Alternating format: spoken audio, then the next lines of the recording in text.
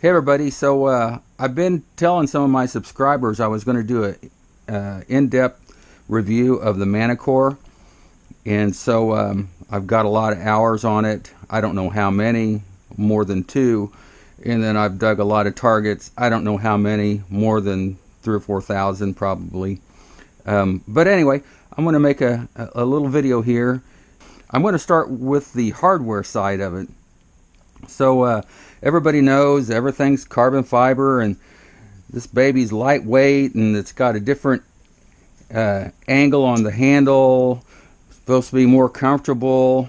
We've got the new arm cuff with a different adjustment here, ratchet. That's all nice. Yeah, it's pretty good. All the selling points you want to hear with hardware. So that's a good thing. Touting it's a couple of ounces lighter than the 800 or the 600. That's a good thing. But let's go over a couple of things. So let's hit the first thing that I'm looking at here is the grip angle. So you guys can test me on this, but that grip angle, when it all comes down to it, is no different than the Vanquish. And before I sold my 800, this angle was the same as the 800. So you guys check it out for yourself. But here's what I found. If you just look at it, if you set everything up here, like this bottom rod, lined up here, and everything lined up parallel, you can see that this handle is pitched forward, and you're like, a little more comfortable, because it was a little too much straight up and down. But that's a misnomer, because one, this arm cuff is raised up about 1 inch. So by raising that up by 1 inch, your arm is in here at an angle. It's going down, you see? So therefore, it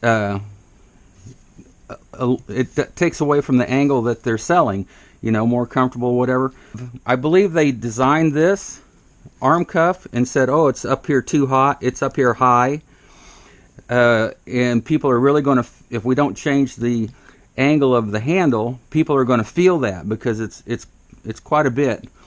So they changed the angle of the handle, but they made it where it's the same as the Vanquish. So if you put the Vanquish up here, which is the same as the 600 and 800 as far as the angle, the frame and everything's different, but the angle is the same. So if you look at it, you can see this handle is this way. But if you raise this arm cuff up 1 inch right here, bring the bottom of the handle right here to the bottom of this handle right here, like so, now you're at the same angle. Now look at it. It's the same exact angle. That's a selling point they're pushing, but it's no different. So you can hate me for it or whatever, but that's how I look at it. When I put my hand in here and then quickly take it out, put my hand in here, I put them at the same length just a second ago, there's no difference. With that much tilt, you would feel that. There's just no difference, and that's the reason. So I believe what my theory is right. They designed this, it's come up, they had to change this to make it the same, so everybody feels that same angle. This is the same angle as the 600 and 800. So otherwise it'd feel weird and people would be bitching about it. So the other thing that I like and I hate about it is there's no keyway on these rods right here. So I've got these clamps pretty darn tight. I don't want to go any tighter. And you will find, as you're swinging, you'll look down and it's off a little bit. So I'm always twisting it, and I'm afraid to tighten these clamps up anymore. They feel tight already. So that's what I don't like about it. But what I do like about it, which pretty much wipes it, is that when I haul it in the car, I can turn it this way and it lays flat. I had trouble with my other one like this, and it just, you know, it don't lay flat. So I do like that. So, you know, what you gain on one thing, you lose on the other. I don't know if there's a way to key it and then pull the shaft past the key, or, you know, compress it past the key and then able to twist it for transport. Don't know. So the other thing that, so the arm cuff is good. I mean, you've got all these, you know, different adjustments here, but pretty much when we find a comfortable spot, we don't ever mess with it. So, you know, it's built as if we have to adjust it all the time. You know, every time we hunt, we're adjusting. No, this is one of those things you just set it and forget it, you know. So it's a cool design. I do like this flexibility here, like so. I mean, all detectors should be that way, but the Vanquish is that way too. For, you know, I don't know what kind of material they use, but, you know, it's pretty robust as far as, you know, it's not going to break, same as this. Let's see, since I'm looking at this, I put this R&B battery on here, and this thing will run for like, well, forever. And it only takes, if this battery's completely dead, it only takes maybe 2 hours to fully charge, and then this thing will run for a month. Well, we all know that we have a problem with the battery on this, because most people that buys this machine is really serious about hunting. So when they hunt, they're not, you know, a lot of times when a serious hunter goes out hunting, they can be out there 8, 10, 12 hours in a day, you know, several days in a row, if they on a good relic site or something like that. What's weird is that the charging rate for this battery is about 1-to-1. So if you use it 4 hours, it takes 4 hours to charge it back up. You use it 7 or 8 hours on high conductors, this battery's dead, but it takes 7 or 8 hours to charge. If this battery is dead, you know, it only takes a couple hours. I mean, I haven't timed it, but it's not very long, and I have ran this down all the way. It takes, for me hunting with this, when I was first hunting with it, would take a month for me to have to put it back on the charger. So anyway, I don't know if R&B or somebody can design a battery for this, but people go, well, you can just add a battery to it, you know. Okay, well, let's throw a battery on there. Now we got a battery on there. Well, that's adding weight to it. So now our 2 ounces that we've saved with all this carbon fiber crap is gone.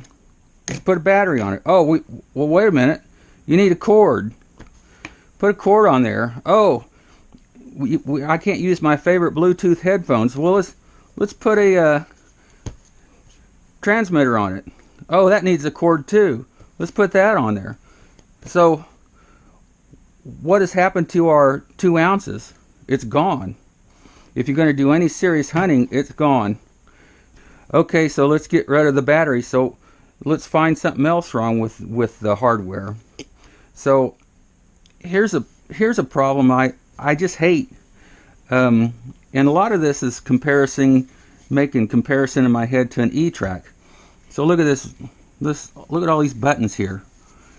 What are these side buttons for?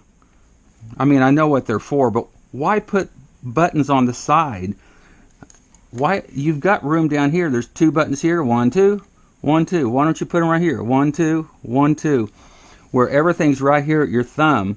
Why do I have to hold this machine and bring my hand up here, grab over here, and squeeze, squeeze, squeeze, squeeze? That is so stupid. If you're going to put buttons on the front, put them on the front. The etrac doesn't have any buttons on the side. All of them are on the front, right here. 1, 2, 1, 2, and then all these buttons here. This is just a place for more water intrusion. You know, just put the membrane switches up here. And the other thing, which is, I don't know if it can be done or not, but I hate headphones, especially because I have glasses on, and it just, you know, hurts my head. So, and this is nothing, you know, that's just on the Manticore. It's on most every machine now.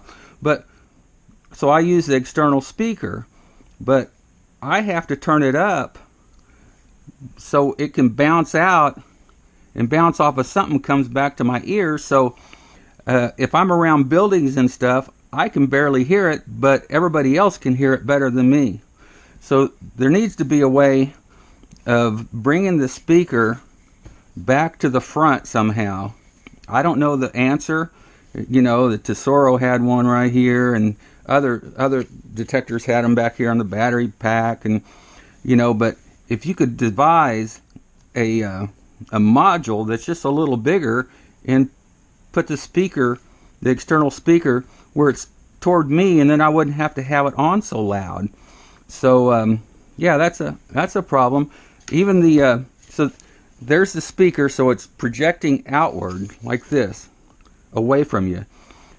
At least on the Vanquish, they're on the side. You see the holes there? They're on the side, so you can hear it better. Anyway, I don't know if that could ever be addressed, but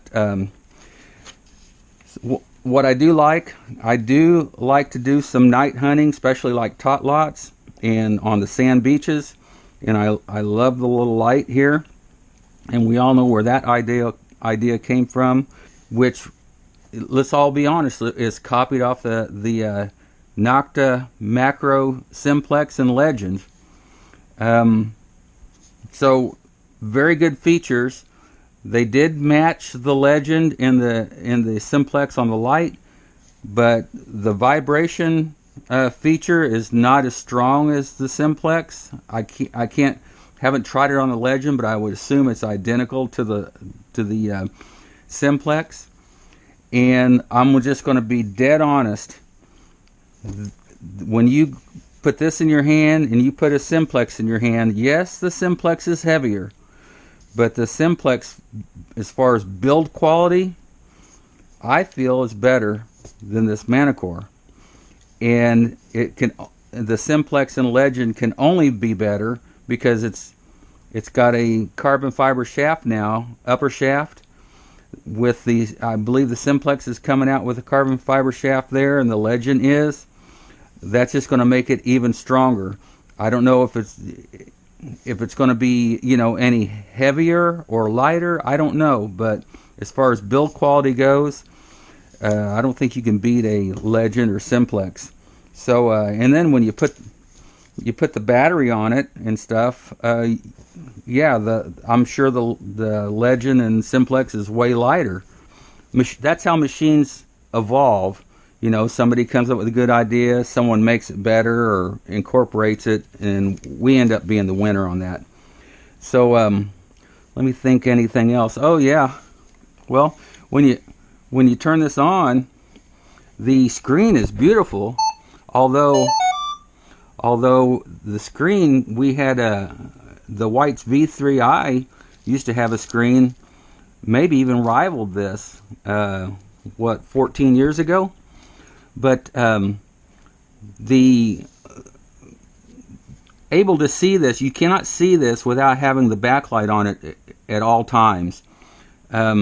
So that's just running the battery down. And I know I've read some things where Minelab says, oh, it's very nominal.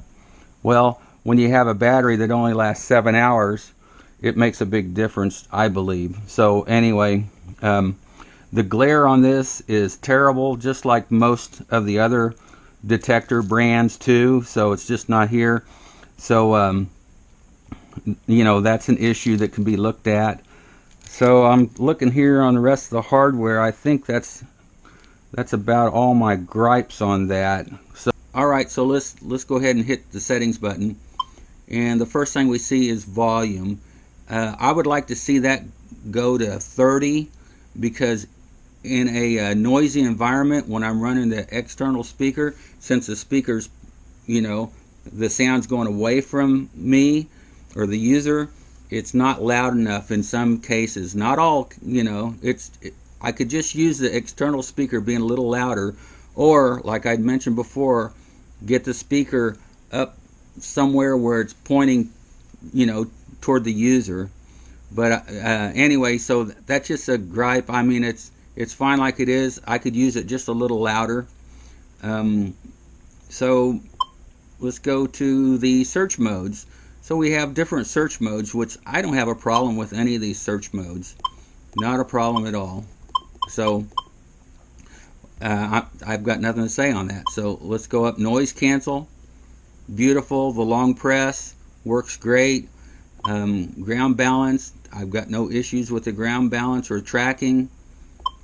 Recovery speed, no issues. Fine. Here's a big issue right here. Possibly my biggest issue with the whole machine is no way to save multiple discrimination patterns. We either have custom or all metal. So we go to custom and we can go in there and make all these different discriminations, and that's it. We can only save it to right here. Whatever search mode we're working on, all terrain general, if we switch it over here, all terrain fast, now that all these adjustments pertain to that. So I go up here, all terrain fast, go to discrimination pattern. Anything I change on here, it doesn't transfer to the other modes, and we only have two choices. We have the custom and we have the all metal. See, there's only two choices. So why not put 5 or so right across here? Once we get a discrimination pattern, we can save it to the 1 spot and the 2 spot and the 3 spot, all the different discrimination patterns, and we only need maybe 5. The other problem I see is the little custom photo or icon thing right here.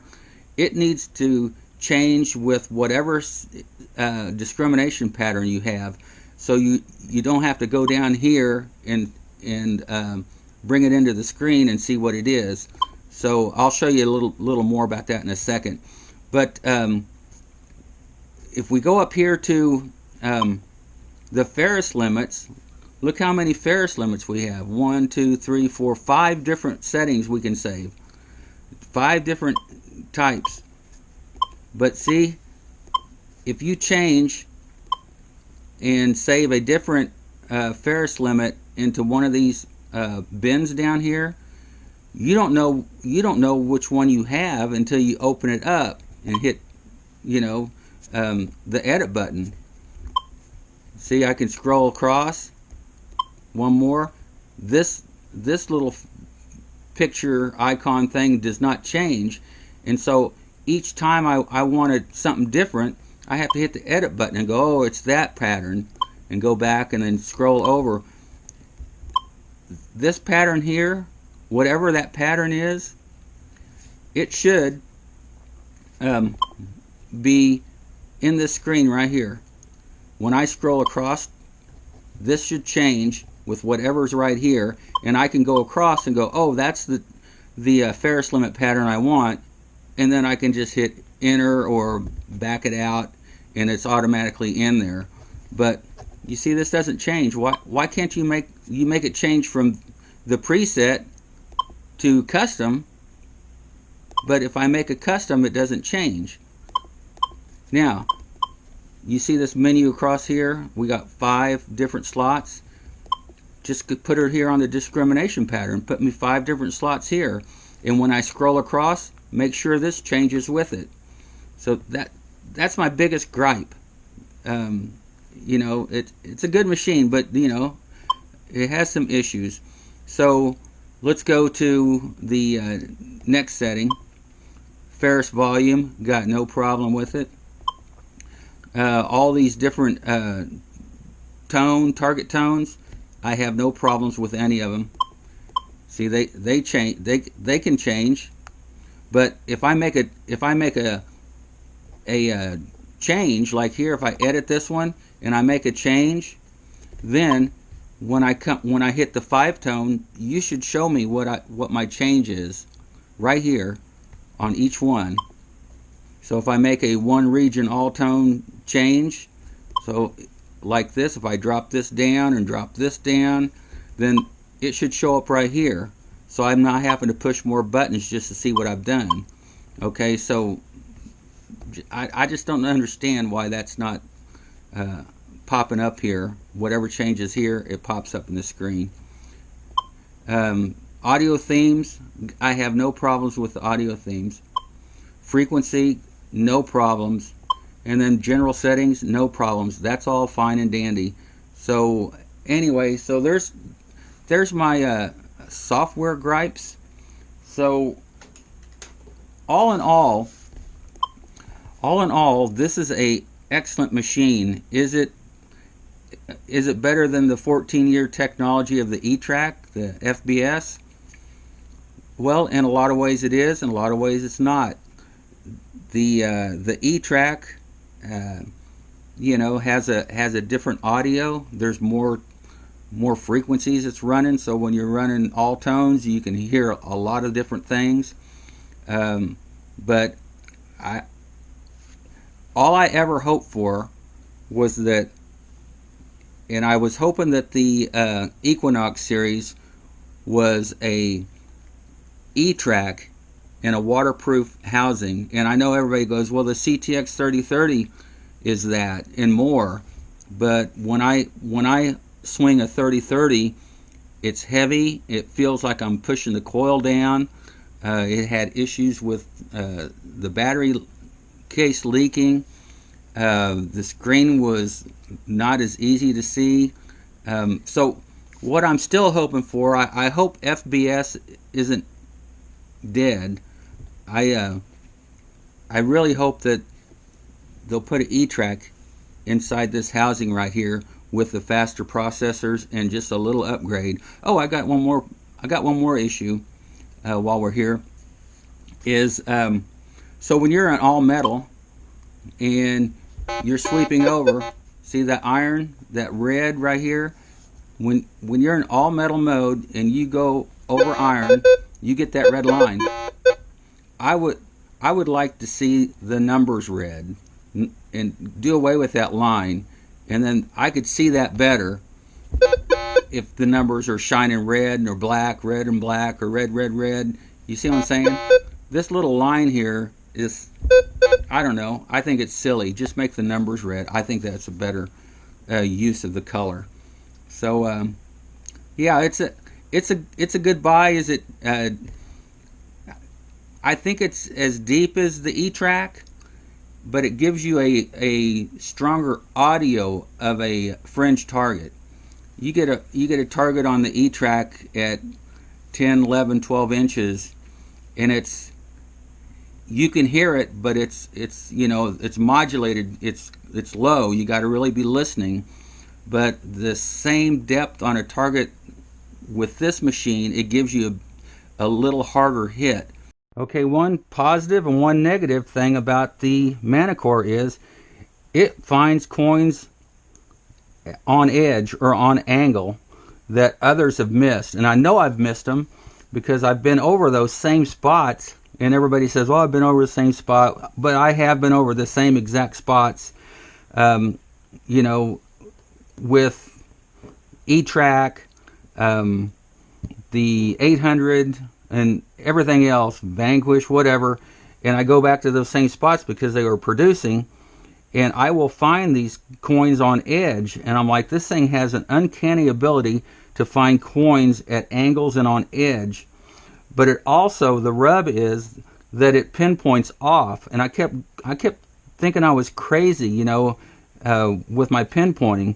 But this is what, if you use the pinpoint button or use discriminant mode, you use the toe or the heel of the coil to pinpoint, I can't get anything. I'll pinpoint right here, and then I'll dig down like this, and I'm thinking my target is, you know, in here, and it's over here. And then I just think, oh, I pinpointed off. And then the next one, same thing. And then the next one, and the next one. And I'm like, what is going on? And so I just have accepted that the Manticore finds coins on edge that others can't, but it's really susceptible to the angle of the coin and where it pinpoints. And so anyway, so that's I love it, but I hate it because I'm off and I keep thinking I'm doing something wrong. But all in all, the Manticore is a good buy. I do like it better than the etrac, and I hope they get that program saving, the discrimination program settings where you can, save 4 or 5, and then it'd almost be perfect.